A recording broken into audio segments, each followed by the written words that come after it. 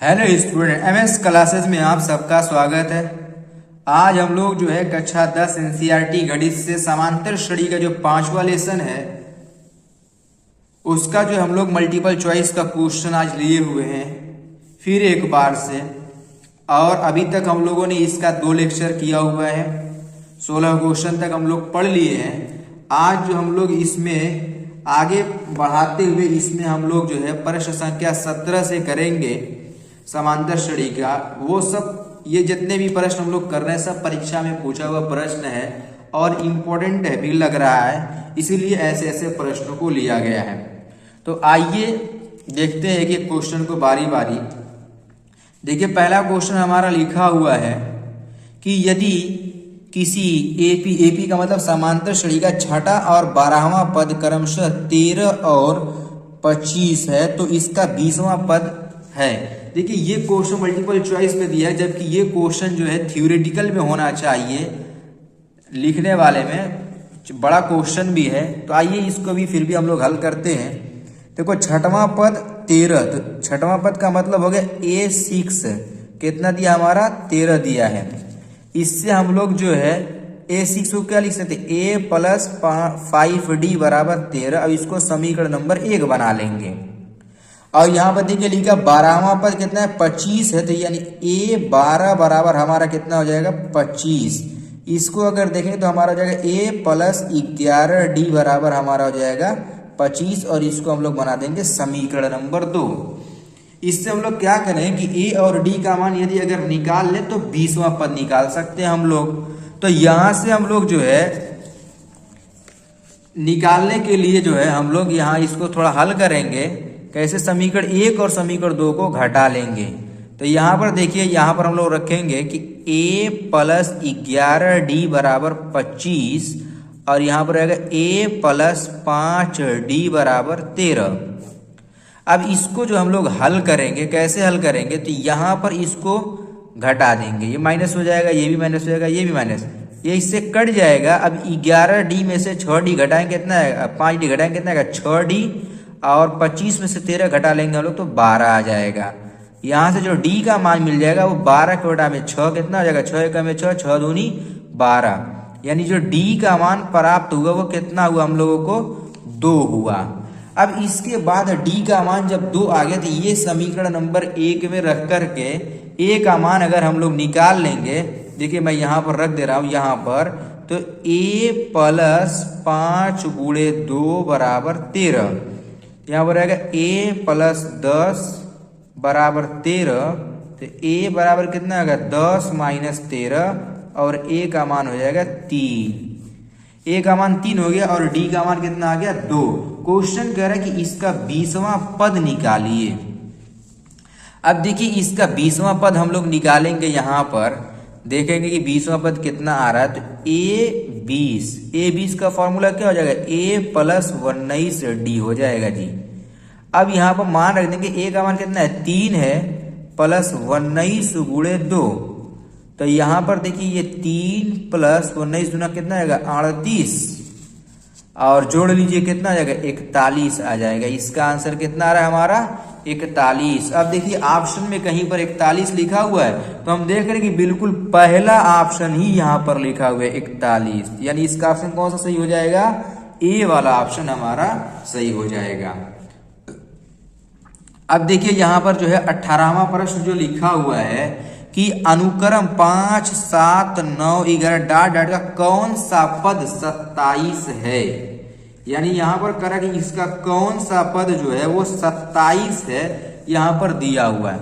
अब देखिए यहाँ से जो समांतर श्रेणी है इसमें A का मान कितना दिख रहा है 5, और अगर इसमें से D का मान निकालो तो कितना होगा 7 माइनस 5 बराबर हो गया तुम्हारा 2। और यहाँ पर An का मान 27 है, N का मान क्वेश्चन ने पूछा है। फॉर्मूला क्या हो जाएगा, An बराबर या जो है ये लिख लो कि A plus N minus 1 into D बराबर An होता है। अब देखो A का मान कितना है 5 और N का मान नहीं मालूम है, निकालना है। D का मान कितना है 2 और इसका मान कितना है 27। 5 को उठा के इधर कर दो, कितना आ जाएगा, ये n-1 और यहाँ पर गुणे में 2 है तो ये रहेगा बराबर 27-5 हो जाएगा। अब ये हो गया। अब इसके बाद हम लोग क्या करेंगे, यहाँ पर देखो ये n-1 और 27 में से 5 घटा दीजिए, कितना आएगा, 22 हो जाएगा। 2 इधर गुणे में इधर आएगा तो क्या आएगा, बटे में, 2 एकम में 2, 2 एकम में 2, 2 एकम में 2। तो यहाँ से हम लोग देख रहे n बराबर होएगा 11 प्लस 1 बराबर कितना आ जाएगा हमारा 12। n का मान कितना आ रहा है हम लोग को, 12 मिल गया। अब देखिए इसमें कहीं 12 लिखा है तो यहाँ पर हम लोग को लिखा है कि 12वां पद, यानी इसका कौन सा ऑप्शन सही है, बी वाला ऑप्शन सही हो जाएगा। यानी 12वां पद ऐसा होगा जिसमें इसका 12वां पद 27 हो जाएगा। अब देखिए 19वां प्रश्न लिखा है कि निम्नलिखित में कौन समांतर श्रेणी में है। यहाँ पर क्वेश्चन कह रहा है समांतर श्रेणी में है, ऐसा पूछ रहा है। अब जरा इसको देखिए, ये 4 में से 2 घटाएं कितना आएगा हम लोगों को, 4 में से जरा 2 घटाएं 2 आ रहा है। 8 में से 2 घटाइए तो जरा कितना आएगा, 4 आ जा रहा है। 16 में से 8 घटाइए, यहाँ पर 8 आ जा रहा है। यानी ये पहला पद तो समांतर श्रेणी में है ही नहीं। अच्छा अब इसको जरा हल कर लेते हैं। अब देखो -6 है तो -6 और फिर -10, -6 ये फॉर्मूले का माइनस, देखिए यहाँ पर देखिए -6 फिर ये फॉर्मूले का माइनस और -10 कितना हो जाएगा, तो यहाँ पर 6 प्लस 10 हो जाएगा। ये -6 प्लस 10 बराबर कितना हमको मिलेगा सार्वांतर के लिए, यहाँ पर हम देख रहे 4 आ गया। अच्छा फिर इसमें से जरा इसको घटाएं हम लोग तो -2 फिर यहाँ पर फॉर्मूले का माइनस और ये -6, तो यहाँ पर -2 और माइनस मिला क्या जाएगा +6, तो ये भी हम लोग देख रहे हैं 4 आ गया।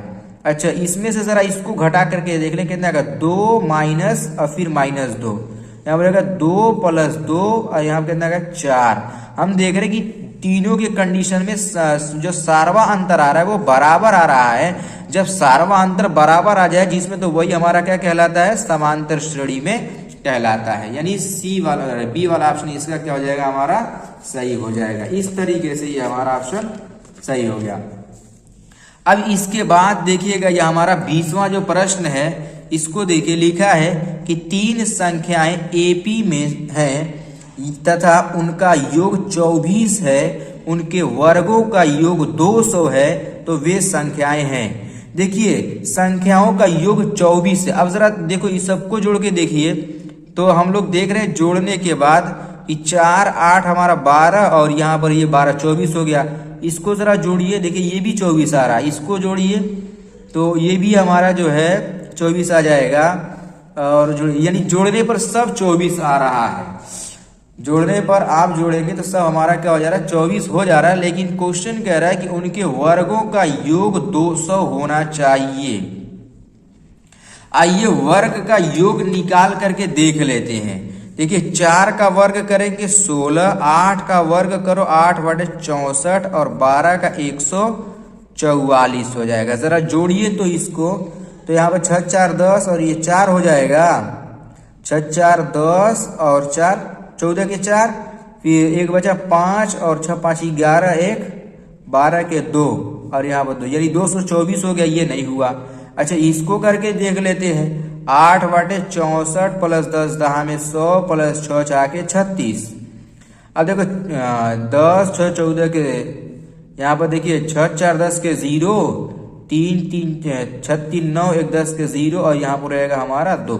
यानी दूसरे वाले ऑप्शन को जब वर्ग करके जोड़े हम लोग तो यानी 200 आ गया और इनको जोड़ने पर 24 भी वर्गों का योग जो है 200। यानी इस तरीके से हमारा कौन सा ऑप्शन सही है, बी वाला ऑप्शन इसका सही हो जाएगा। अब देखिए 21वां प्रश्न लिखा है 0 और 50 के बीच की विषम संख्याओं का योगफल ज्ञात कीजिए।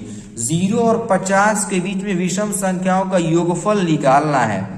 अब देखिए विषम संख्या 0 50 में कितना 1 3 5 इस तरीके से डॉट डॉट हमारा कितना जाएगा 49। अब एक चीज ध्यान रखिएगा, 0 से लेकर के 50 तक अगर कहा है और योग पूछा है तो इसमें एक चीज ध्यान दीजिएगा कि n का मान आपको 25 आएगा। आप निकाल के चेक कर सकते हैं लेकिन n का मान 25 आएगा। और ये यहाँ से a का मान कितना है 1 है और d का मान कितना हो जाएगा 2 हो जाएगा। s निकालना है, एस एन निकालना है। फॉर्मूला क्या होता है कि एन के बटा में 2 और यहाँ पर कहते हैं ए प्लस एल होता है कि नहीं, वही ए प्लस ए एन या एल कह लो। एन का मान अभी मैंने कितना बताया 25, तो 25 के बटा में 2 हो जाएगा और ए का मान कितना 1 और एल यानी जो अंतिम पद यहाँ पर है वो कितना आ जाएगा हमारा 49। अब देखो यहाँ पर ये 25 के बटा में 2 रह जाएगा और यहाँ पर गुणे कितना आएगा 50, 2 से काट लेंगे, 2 एकम में 2, यहाँ पर 25 हो जाएगा। 25 का 25 में जब गुणा करेंगे कितना आ जाएगा 625 आ जाएगा। कोई ऑप्शन दिख रहा है इसमें 625 का?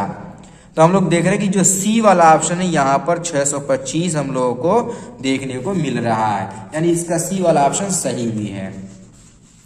आइए 22वां प्रश्न देखते हैं। लिखा है 22वां प्रश्न कि किसी समांतर श्रेणी के 4 संख्याओं का योग 40 है और उनकी पहली तथा चौथी संख्याओं का गुणनफल 91 है, वे संख्याएं होंगी।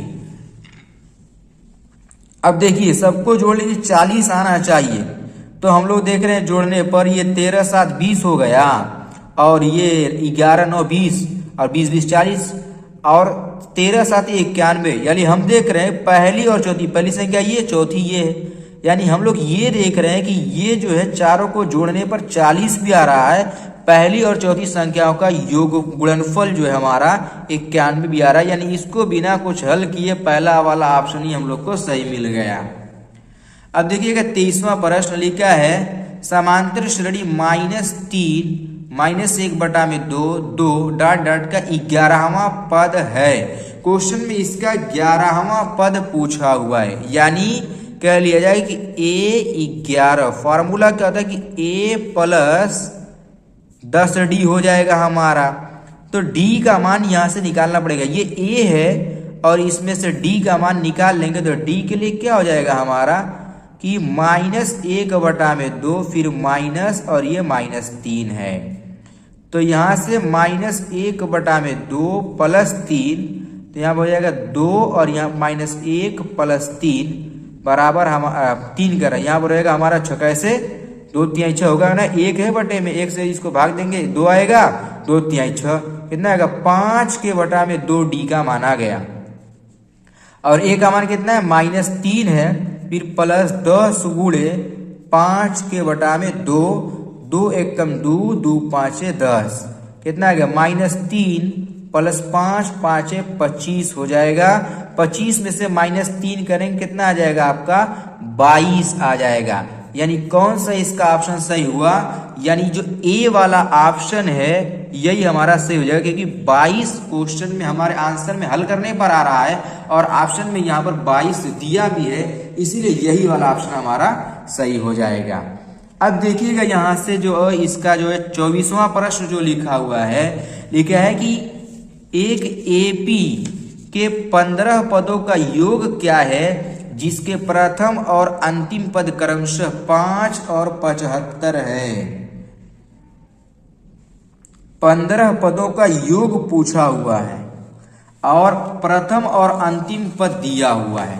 अब देखिए यहाँ पर ये भी बहुत अच्छा प्रश्न भी है।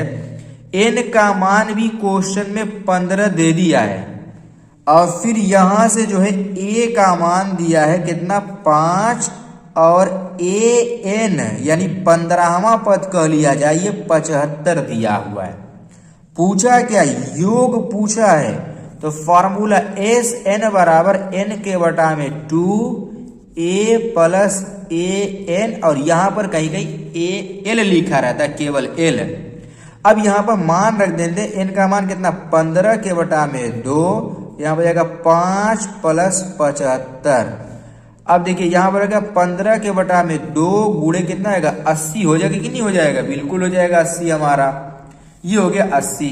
अब देखिए इसी को जो है हम लोग क्या करेंगे, हल कर लेंगे। ये होगा 15 के बटा में, देखिए यहाँ पर इसको काट लेंगे, 2 1 का में 2 2 चौको 8 और 0 कितना बच गया हमारा 15 गुणे 40 हो गया। 15 चौको कितना आएगा 60 और ये 0 लगा देंगे, कितना आएगा 600 इसका आंसर हमारा आएगा। तो ऑप्शन में हमारे यहाँ पर देखिए 600 लिखा भी है, यानी कौन सा ऑप्शन सही हो जाएगा इसका सी वाला ऑप्शन इसका राइट ऑप्शन हो जाएगा।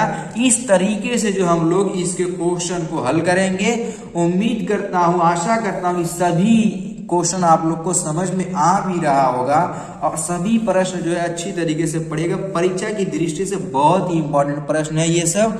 तो अब जो है हम लोग अगले लेक्चर में मिलेंगे इसी प्रकार के और क्वेश्चन को लेकर के।